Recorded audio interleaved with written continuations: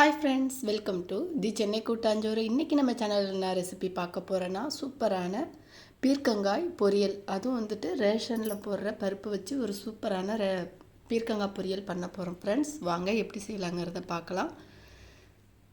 பீர்க்கங்காய் ஒரு 3 காய் எடுத்துருக்கேங்க, மீடியமான காய். அது நல்லா தோல் சீவிட்டு நல்லா வாஷ் பண்ணிட்டு இந்த மாதிரி ஷேப்பில் கட் பண்ணியிருக்கேன். உங்களுக்கு எந்த ஷேப்பில் வேணுமோ நீங்கள் கட் பண்ணி எடுத்துக்கலாம்.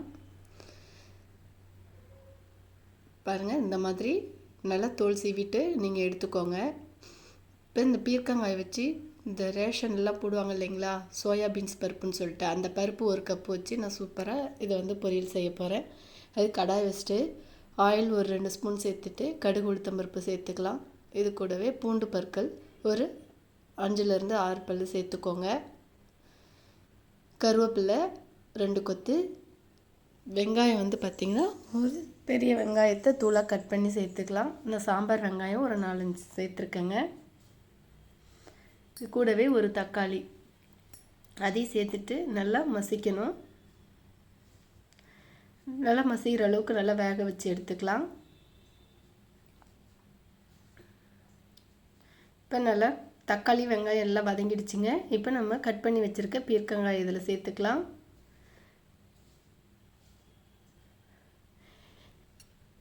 இது பருப்பு மிளகாய் போட்டு கடைஞ்சி பீர்க்கங்காய் சாப்பிட்டாலும் ரொம்பவே நல்லா இருக்குங்க. இட்லி தோசை எல்லாத்துக்கும் நல்லாயிருக்கும். அது போலயே செய்யலாம். இது பொரியல் செஞ்சு சாப்பிடும்போது நமக்கு சைடிஷாக சாப்பிடும்போது ரொம்பவே நல்லாயிருக்கும். இதுக்கு தேவையான அளவு உப்பு சேர்த்துக்கலாம். மஞ்சள் தூள் இப்போ எல்லாம் சேர்த்து மீடியம் ஃப்ளேமில் வச்சு நல்லா வதங்க விடுவோம்.